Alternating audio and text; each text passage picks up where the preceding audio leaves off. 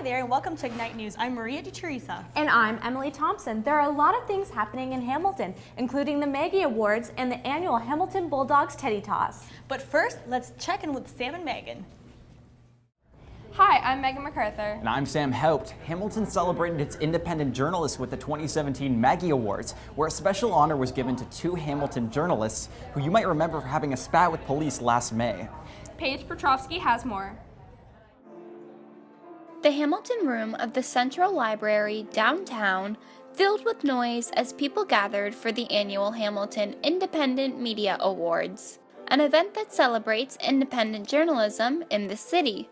We started the Hamilton Independent Media Awards, also known as the Maggies, as a way to honor Maggie Hughes, who was a very passionate and influential and dedicated independent journalist in Hamilton. Maggie passed away in 2012, and we wanted to find a way to honor her legacy as well as to encourage and support independent media in Hamilton. Once the MC, Catherine Silverglen, was called to the stage, the event kicked off. As the first few awards were given out, one winner expressed her newly found passion for the Maggies. You know, I didn't really know about the Maggies. They weren't really on my radar, but I was delighted to learn about them and about the woman who they were named after, her social activism and her journalism. One of the biggest awards given out was the Special Recognition Award. This is not an award that is presented each year, only certain years when there's a deserving journalist. This year, the award was given to two journalists who were wrongly arrested for doing their jobs. One of the winners explained what the recognition meant to him. The support from the community and from fellow journalists has been incredible. At the time, I didn't know what to make of being arrested. I mean, it was the first time that had happened to me. So, the recognition is great. I mean, we've put a lot of work in behind the scenes to trying to hold Hamilton Police accountable. So it's nice to be actually recognized for that and know that our work is going somewhere and is worth it. The night ended with all the winners posing for a picture with their awards and celebrating together. Reporting for Mohawk College Journalism, I'm Paige Petrovsky. Mohawk College officially launched the Center for Climate Change Management at the college's Fennell campus. Hamilton Mayor Fred Eisenberger and Minister of Tourism, Culture and Sport Eleanor McMahon were in attendance for the announcement, along with MPP Ted McMeekin and Burlington Mayor Rick Goldring. McMeekin, a Mohawk College alumni, said the announcement comes at a pivotal moment when the effects of global warming are all but undeniable. Climate change is the single most important issue bar none, facing our world. The Honorable Fred Eisenberger called the Climate Control Center just one example of how Hamilton and Burlington are able to work together to achieve a common goal. So it was a nice opportunity for us to partner with Mohawk and Burlington and the City of Hamilton to come together on a climate change issue. So when we all work together, we can make some significant change. Mohawk College President Ron McCurley said it's important for Mohawk to be at the forefront of issues as important as climate change. This is probably the biggest single issue of our day and age that we're going to have to deal with. We've seen lots of news recently about wildfires, about storms, about the damage, flooding that's caused by climate change. So we think this is an important leadership position that the college has taken to try to deal with that. The Center for Climate Change Management is slated to open in the fall of 2018. Reporting from Mohawk College Journalism, I'm Andre Billiald.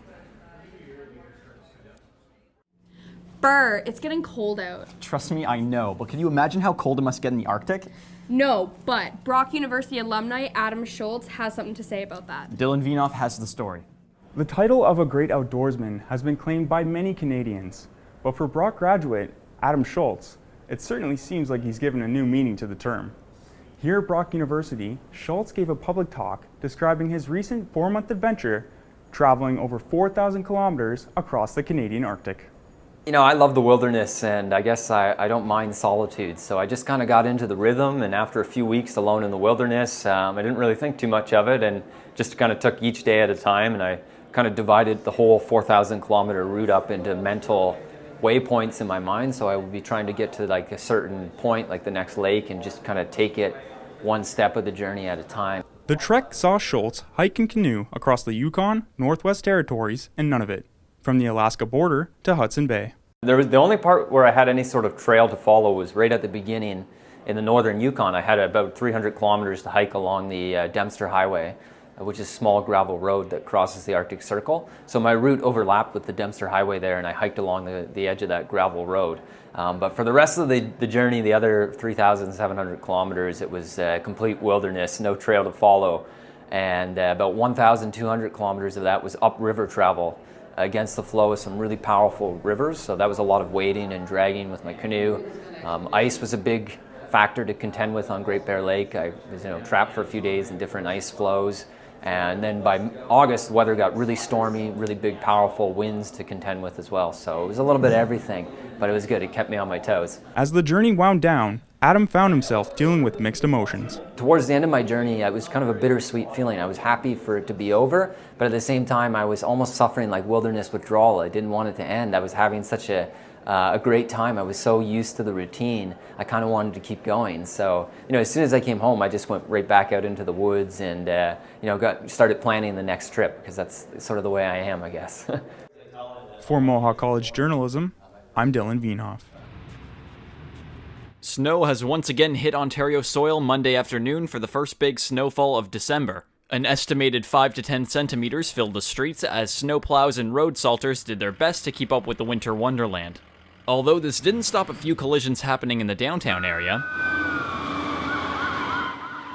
nor did it stop a few Hamiltonians to make it known just how little they care for the snowfall, we decided to ask a few their tips for keeping warm during this chilly time. Bundle up, a lot of sweaters, hats, gloves, long johns.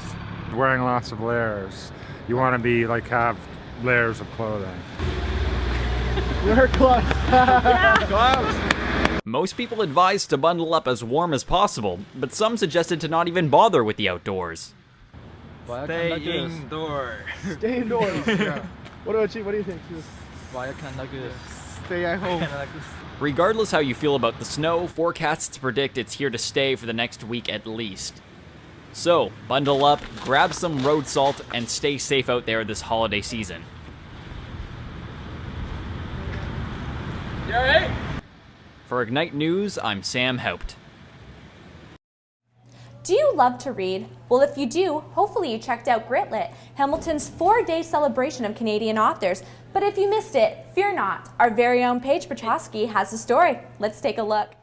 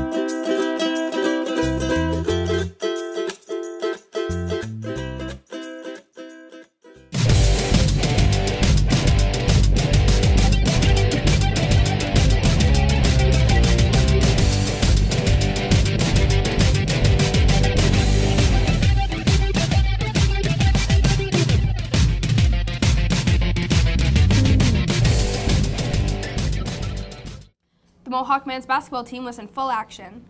Mohawk's Cooper Townsend was there. But first, the Mohawk College men's volleyball team have had a season to forget. Coming into their last game of the semester with a 3-5 record, the team hoped to end on a high note before the semester break. Andre Billiard has the details.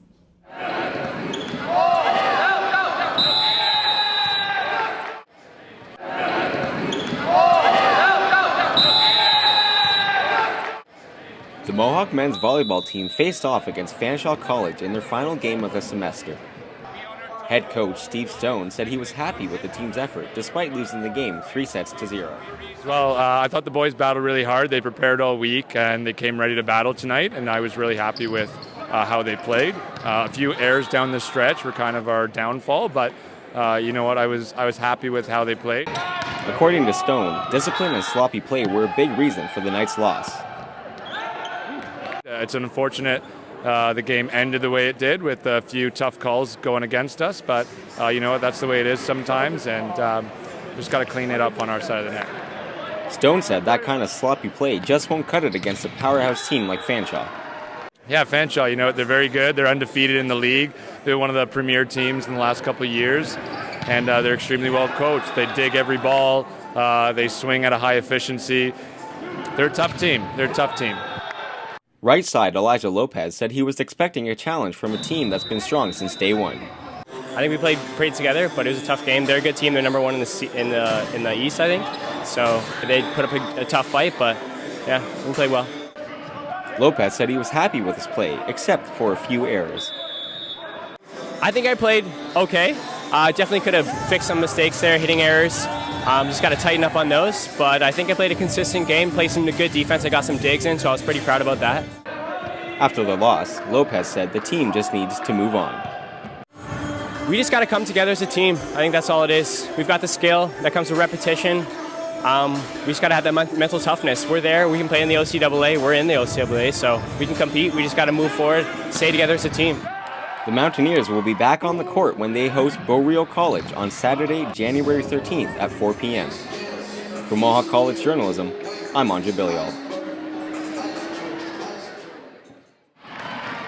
The court heated up as the Mohawk Mountaineers took a hit from the Fanshawe Falcons in the last game before the Christmas break. Tonight was a tough game for us. We knew that Fanshawe was a tough team. They're 8-1, where we were 5-3, so we know we'd come in, we'd have to fight. I think that we have a lot more to prove, so we're excited to see them after the break. The game started off with Mohawk taking the lead, scoring the first point. Mohawk kept that lead for much of the first set, but Fanshawe was quick to tie up the score, taking the first set 25-20. Mohawk worked hard to even the score during the second set, but the set finished with a close score of 25-23 in Fanshawe's favor. Fanshawe won the third set 25-18, winning the game. Despite the loss, Camp says the team still has a lot to learn. When we make a mistake, just coming back from it and coming back together as a team and just moving on to the next point. Cam says she's looking forward to coming back to the court. After the break, we have all home games. We'll be here a lot. We have our crowd with us, and we got a lot to learn. We're new, we're young, so it'll be a learning experience for sure. When they return, Mohawk will go up against Beaureal on January 13th. For Mohawk College Journalism, I'm Aura Carreño.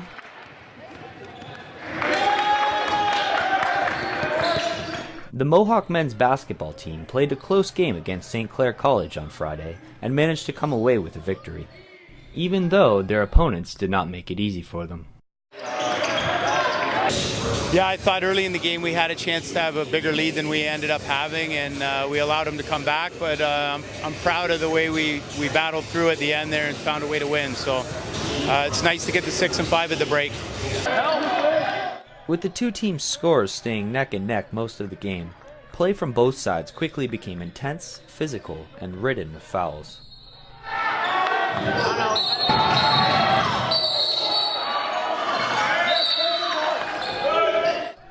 After fighting so hard to secure the victory, the Mohawk men are proud of their performance. Hopefully we could just, keep the momentum going into the second half of the season and get a berth in playoffs this year. In order to make the playoffs, they plan to strengthen their defense and keep up the same level of intensity they have shown thus far. Yeah, I think we're in good shape. We're in a position where we can still get up, into the top half and get a home game for the playoffs, and that's really what you want. Their next game will be on January 5th at Seneca College. The Hamilton Bulldogs are back on the ice. But as Samantha Zeitz tells us, this game was anything but ordinary. Let's take a look. The Hamilton Bulldogs hosted their annual teddy bear toss on Saturday in support of the Salvation Army and Bell Media's Toy Mountain. Not even 5 minutes after puck drop, Will Bitton scored the go-ahead goal to signal fans to throw their teddy bears. Volunteers, game crew, and Bulldogs players swarmed the ice to collect the plush toys for donation. By the time the last toy hit the ice, there was already 3 truckloads of toys and then some. It was a special moment for Bitton to have scored the teddy bear toss goal. Yeah, it's my 4th year in the league now. It's my 4th time playing this game, and I always wanted to score this one. So it feels good to have it finally. I put one in, and I mean, it's an awesome feeling. Everyone's smiling, having a good time. Bitton's goal was the first in a frenzy of the 6 more that followed. The victory came as a team effort, with goals being scored by Will Bitton, Nick Kamano, Arthur Kaliev, Marian Studenich, Matthew Strome, and finally Connor McMichael, who scored his first official OHL goal. After coming off a 6-3 loss on Wednesday, the Bulldogs were happy to cruise away with the win. We had a little snarl to them after the performance versus Guelph, so we could see it, and we knew that they were going to go out and do what they needed to do to execute a game plan and then win a hockey game. Yeah, I think our team's playing really well this year, and seeing everyone show up for this game and for a great cause, obviously for the little children, and obviously for our team, it helps a lot. And I thought it was great energy, and it got us a big win today. The Bulldogs will be back in action at the First Ontario Centre for their last game before Christmas on December 17th when they host the Peterborough Petes. For Mohawk College Journalism, I'm Samantha Zeitz. More than 50,000 people in Ontario live with cerebral palsy, including 2-year-old Bennett Underhill. Matthew Barker has the story. So he's being diagnosed with cerebral palsy. It's just like damage to the brain, but he actually doesn't have damage. It's a deformity. Initially, we had no idea he was disabled. We just knew something was going on, and we went to the doctor, and they noticed that he had very soft fontanelles, which is a soft spot in your skull. If you look at his brain, it's just he's basically just got like one little spike where the cerebral cortex would be in the middle of your head, and then a little bit of the back of the brain, and that's it. So technically speaking, that's called cerebral palsy. He was born without over 60% of his brain, so he only has about this back here. But when you have a child with special needs, it's all your attention, like you don't have a life anymore, it just focuses directly on your child. We were still having a lot of issues. He was non-stop crying like crazy. Your world does a 180 when you have a child with special needs, because it comes at you full force, and if you haven't dealt with children with special needs before, you do have no idea what you're doing. You know, having Bennett is a totally different, they say every child's different, but having one with disability is just, you have to find ways to work around it, and it's very difficult. It's a lot more planning, a lot more work, a lot more stress, a lot more stress. Every day is different. Lately things have gotten a lot better, and I think it's because of all the help from the doctors and the equipment and modifications for him, and also trying to keep a positive attitude. With my first child, it was okay, you could somewhat expect what's going to happen with them. Like age 3 months they're sitting up, 6 months they're like rolling over, crawling and stuff like that, so you can expect things that's going to happen. But with Bennett, you can't rely on anything like that. So he's not sitting up or anything. So with Charlotte, it was okay, so this is what's going to happen roughly around this time area, and we can just move forward with that. When we can expect something was going to happen It was just a lot easier to deal with. Walking, talking, and everything is just like, okay, so she's growing as a normal child would. Where Bennett, nothing. Like, the doctors even said, like, just throw out the child books. They're not going to help at all with this child.